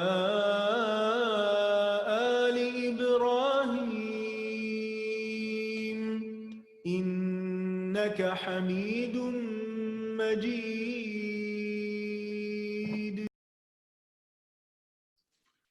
السلام علیکم ورحمۃ اللہ وبرکاتہ. my dear students, کیسے ہیں آپ سب؟ ٹھیک ہیں؟ جزاک اللہ خیرن کثیرہ. بارک اللہ فیکی. پیاری استاذہ اتنے اچھے طریقے سے شفاعت کا جو یعنی شفاعت کس طرح ہوگی قیامت کے دن اور کیا کیا اس کے لیے جاننا ضروری ہے اور کون سے اعمال ہیں جو ہمیں انشاءاللہ فائدہ دیں گے, بہت کلیئرٹی اور اچھے طریقے سے ہمیں الحمدللہ اس کے بارے میں سمجھ آیا. جی میں بھی ٹھیک ہوں, اللہ کا شکر ہے. چلیں دعا کے بعد 1-2 باتوں کو کوئک سا فریش اپ کر لیتے ہیں. نحمدہ و نصلی علی رسول الکریم. اما بعد اعوذ باللہ من الشیطان الرجیم. بسم اللہ الرحمن الرحیم. اللہم انا نسألک علما نافعا ورزقا طیبا وعملا متقبلا. اللہم اہد قلبی وسدد لسانی واسلل سخیمۃ قلبی. آمین. یہ بتائیں کہ شفاعت جو ہے وہ کسی کو یعنی ان جنرل جب آپ شفاعت کی تعریف کرتے ہیں تو اس میں کون سی 2 چیزیں انکلوڈڈ ہوتی ہیں؟ نمبر 1 کہ شفاعت کسی کو کیا پہنچانے کے لیے ہوتی ہے, یعنی آپ کسی کے لیے کیا فیور کر رہے ہوتے ہیں. فائدہ پہنچانے کے لیے، شاباش. اور دوسرا ایک اور چیز کیا ہوتی، کس چیز سے کسی کو دور کرنے کے لیے شفاعت کی جاتی ہے؟ یعنی اس کی جو ڈیفینیشن ہے، شاباش، سزا یا جیسے نقصان. تو شفاعت کا مطلب ہے کہ کسی دوسرے کو فائدہ پہنچانے یا اس سے نقصان دور کرنے کے لیے جو ایک کوشش کی جاتی ہے، اس کا شفاعت کہا جاتا ہے. آپ دیکھیں کہ ویسے تو سفارش دنیا میں بہت سارے کاموں میں کی جاتی ہے، بہت ساری چیزوں میں ہوتی ہے، لیکن خاص طور پر جو ہم یہاں پہ پڑھ رہے ہیں وہ ہے قیامت کے دن جو شفاعت کی جائے گی نا. تو اس میں جو موسٹ امپورٹنٹ عمل ہے، یعنی جو انسان شفاعت کا حقدار ہوتا ہے، اس کے اندر ایک کون سی کوالٹی ہونی ضروری ہے بتائیے؟ کیونکہ ہمیں نا اسی پر کام کرنے کی ضرورت ہے، کیونکہ وہ اگر ایک کوالٹی ہوگی تو پھر انشاءاللہ بہت سارے لوگوں کی شفاعت ہمیں فائدہ دے گی. توحید، ویری گڈ. کیونکہ آپ دیکھیے کہ اگر میرے پاس بہت سارے اعمال ہیں لیکن رائی کے برابر بھی اگر شرک ہے تو پھر کسی کی شفاعت کام نہیں آئے گی. تو ایک تو ہمیں اس چیز میں کلیئرٹی ہونی بہت زیادہ ضروری ہے کہ اگر کوئی مشرک ہے تو اس سے کسی کی شفاعت فائدہ نہیں دے گی. پھر اس کے بعد آپ دیکھیں کہ ایک تو یہ شرط ہوگی. پھر دوسری بات یہ ہے کہ جیسے مثلا آپ نے دیکھا کہ مختلف جو اعمال ہیں وہ بھی انسان کے لیے شفاعت کا باعث بنیں گے، اور پھر اسی طرح انبیاء بھی شفاعت کریں گے. اگر ہم چاہتے ہیں کہ اللہ کے رسول صلی اللہ علیہ وسلم ہماری شفاعت کریں تو کیا ہمیں کثرت سے کرنے کی ضرورت ہے؟ کون سا کام ہم کثرت سے کریں تاکہ ہمیں ان کی شفاعت نصیب ہو؟ شاباش، درود شریف کی کثرت. اسی طرح آپ دیکھیں کہ خاص طور پر نبی صلی اللہ علیہ وسلم کی جو سنتیں ہیں، آپ صلی اللہ علیہ وسلم کی جو احکامات ہیں، ان کا ریوائول یہ بہت ضروری ہے. کیونکہ جیسے جو ایک سنت کو زندہ کرتا ہے نا، تو ظاہر ہے وہ ریوائول کرنے والوں میں سے ہوتا ہے نا. تو سنت کو زندہ کرنا اصل میں بدعات کو ختم کرنا ہوتا ہے. بعض اوقات لوگ دین کے بارے میں کنفیوز ہو جاتے ہیں، ان کو چیزیں پتہ نہیں ہوتی، لیکن اگر آپ کو ایک صحیح بات پتہ ہے اور جو بات سنت سے ثابت ہے آپ وہ لوگوں کو بتاتے ہیں، تو آپ ایک بدعت کو ختم کرتے ہیں اور آپ ایک سنت کو رائج کرتے ہیں. تو آپ دیکھیں کہ ایسے لوگ جو ہیں وہ قیامت کے دن نبی صلی اللہ علیہ وسلم کی شفاعت کے بھی حقدار ہوں گے، اور پھر ان کے حوض سے انشاءاللہ پانی بھی پئیں گے ایسے لوگ. کیونکہ خاص طور پر ایسے لوگوں کو روک دیا جائے گا جو بدعات میں انوالو ہوتے. پھر ایک اور بہت پیاری جو ہم نے آج بات پڑھی وہ یہ تھی کہ اگر کوئی انسان کسی سے محبت کرتا ہے تو اس کو کیا فائدہ ہوگا؟ یعنی اللہ تعالیٰ کی خاطر جو محبت ہم کہتے ہیں نا، یعنی کسی سے اللہ کی خاطر محبت کرنا، تو اس کا فائدہ قیامت کے دن کیا ہوگا؟ انسان کو اللہ کی رضا بھی ملے گی اور وہ آپ کے لیے شفاعت بھی کریں گے. جیسے آپ دیکھیں نا کہ جب ہم نبی صلی اللہ علیہ وسلم سے محبت کرتے ہیں اور اگرچہ ہم نے ان کو نہیں دیکھا، لیکن جو ہمارے دل میں ان کے لیے محبت ہے، جو ہم اس محبت کی وجہ سے سنتوں پہ عمل کرتے ہیں، ہم ان کے احکامات کو اپنی زندگی کا حصہ بناتے ہیں، تو یہ عمل ہمیں قیامت کے دن فائدہ دے گا. یعنی ایک چیز جو یہاں پہ انڈرسٹینڈ کرنی ضروری ہے نا، وہ یہ بھی ہے کہ صرف نبی صلی اللہ علیہ وسلم سے محبت جو ہے وہ ہمیں جنت میں نہیں لے کے جائے گی. محبت کے دعوے دار تو کافی سارے نظر آتے ہیں، لیکن اصل محبت کیا ہے کہ ان کے رول ماڈل کو فالو کریں، ان کے اسوہ کو فالو کریں. وہ محبت کا حق ہے نا. جیسے آپ دیکھیں نا، ویسے تو کتنے لوگ، اتنے سارے مجمع ہوتے ہیں اور اتنے ساری ایسی چیزیں کی جاتی ہیں کہ لوگ کہتے ہیں ہمیں نبی صلی اللہ علیہ وسلم سے محبت ہے تو ہم یہ کر رہے ہیں، اور ایک چھوٹی سی سنت اس وقت عمل نہیں کر سکتے کہ مسکرائیں، غصے پہ کنٹرول کریں. یعنی آپ امیجن کریں کہ وہ وہاں پر بھی بہت سارے غیر مسنون بھی کام ہو رہے ہوتے. تو لہٰذا ہمیں یہ بھی دیکھنا ہے کہ اللہ کے رسول کی محبت کا تقاضا کیا ہے. فَاتَّبِعُونِی، کہ ان کی اتباع کرو تم. ایک تو ہمیں اس سے اللہ کی محبت ملے گی، اور دوسرا نبی صلی اللہ علیہ وسلم کی شفاعت کے بھی ہم حقدار ہوں گے. بالکل قرآن اور سنت پر، یعنی سنتوں کو ریوائیو کریں. جیسے آپ دیکھیں کہ میں کہتی ہوں زیادہ نہیں، آپ اپنی ڈے ٹو ڈے لائف میں دیکھیں کیا آپ سونے سے پہلے سورہ ملک کی تلاوت کرتے ہیں؟ کیا آپ سونے سے پہلے الف لام میم سجدہ کی تلاوت کرتے ہیں؟ کیا آپ سونے سے پہلے جو سونے والے اذکار ہیں وہ پڑھتے ہیں؟ ماشاءاللہ، اللہ مبارک. اب آپ دیکھیے سنت کو فالو کرنا ہے نا. پھر آپ جب صبح اٹھتے ہیں تو کیا جاگنے کی سنتیں آپ فالو کر رہی ہیں؟ کھانا کھانے سے پہلے آپ بسم اللہ پڑھتے ہیں، کھانے کے بعد آپ الحمدللہ پڑھتے ہیں. یعنی یہ ساری چھوٹی چھوٹی باتیں. اسی طرح آپ دیکھیں ایون واش روم میں جانا تو پہلے جائیں تو الٹا پاؤں، جیسے آپ کا لیفٹ فٹ اندر جانا چاہیے، باہر نکلیں تو رائٹ. یعنی یہ چھوٹی چھوٹی باتیں ہیں مگر یہ اللہ کے رسول کی سنتیں. پھر ہر کام رائٹ ہینڈ سے کرنا. ایون آپ کوم بھی کر رہے ہیں بالوں کو تو بھی رائٹ ہینڈ سے، رائٹ سائڈ سے سٹارٹ کریں. کپڑے پہن رہے ہیں تو رائٹ سلیو پہلے پہن. اب یہ کہ ہم پورا اپنا لائف سٹائل دیکھیں کہ اس میں اکارڈنگ ٹو سننا کتنی چیزیں ہیں، اور پھر اس کے بعد ہم اپنے آپ کو دیکھ سکتے ہیں کہ کیا واقعی ہی میرا لائف سٹائل ایسا ہے جو اکارڈنگ ٹو دا سننا اور پروفٹ صلی اللہ علیہ وسلم ہے. تبھی تو ہم قیامت کے دن پہ یعنی اس چیز کو جیسے ارن کر سکیں گے نا انشاءاللہ. آج کل لوگ یہ سمجھتے ہیں کہ بچوں کو سکھائیں کو نہ سکھائیں، صرف خود عمل ہی نہیں کرتے. بچوں کو سکھائیں، صرف خود عمل نہیں کرتے. ہاں اب دیکھیں یہ تو ڈبل سٹینڈرڈ ہو گیا نا. اور آپ کو اپنے رول ماڈل سے بچوں کو سکھانا چاہیے. یعنی کہ بچے سلام نہیں کرتے تو بجائے اس کے کہ ہر وقت ان کو کہنا چلو سلام کرو، چلو کھڑے ہو جاؤ، چلو بیٹھ جاؤ، آپ اپنے عمل سے بتائیں. آپ جب باہر سے آئیں آپ ان کو سلام کریں، آپ کھانے سے پہلے بسم اللہ پڑھیں. یعنی جو آپ کوالٹیز چاہتے ہیں نا آپ کے بچوں میں پیدا ہو جائیں، اپنے عمل میں لے آئیں، وہ ان کے اندر خود بخود آ جائیں گی.